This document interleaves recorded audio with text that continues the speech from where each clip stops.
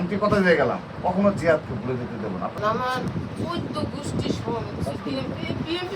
করে আমার ছেলেটা সে আজকে যে আমি অর্ডার দিচ্ছি, আমি বাপ অর্ডার দিচ্ছি, ভাষত মরত আমারও দেখা দরকার তোর জাফাই পর।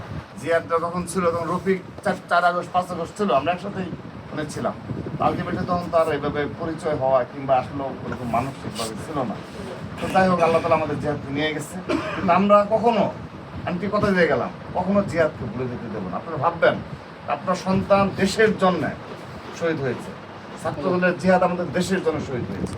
আপনাদের জীবনে পুরোটা সময় বিএনপির জন্য কেটেছে। আঙ্কেল আমার 14 গোষ্ঠী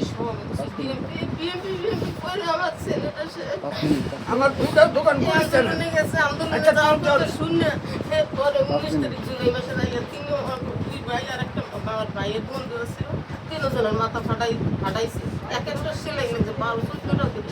সেই ইতে গেছে আন্দোলনে গেছে। আসলে এই আন্দোলনে যাই হয়েছে, আমরা আপনাদের পাশে রয়েছি, আগেও যেমন যোগাযোগ মেনটেন করছি, আগামীতেও এরপর আন্দোলন আপনাদের সাথে যোগাযোগ রাখবেন ইনশাআল্লাহ। সামনে আছে, সব ভিডিওগুলো আছে এখন আমার জিয়াতে। আমার জিহাদের এই 19 তারিখে আমি অর্ডার দেওয়ার পরে মাথা যদি ফাটে সেই দিনকে অর্ডার দিছি। আজকে আমি এতদিন দৌড়েছি, তবু কেউ কই নেই আমার পিছিয়ে দৌড়া। আজকে আমি অর্ডার দিচ্ছি, আমি বাপ অর্ডার দিচ্ছি, ভাষত মরত আমারও দেখা দরকার তোর জাফাই পর। এ আপনাদের মতো অসংখ্য বাবারা নেমে আসছিল বিদায়, আমাদের মতো সন্তানরা আরও বেশি সাহস পাইছি এবং এই দেশ আবারও পুনরায় গণতন্ত্র পুনরুদ্ধার হয়েছে। আর আমার জিয়ার আঙ্কেল কোনো ভয় পাই না, আমি পুরো লাসারা কোনো ভয় পাই না, অনেক সাহসী ছিল। দেশে দেশে সবার সাথে দ্য নিউজ।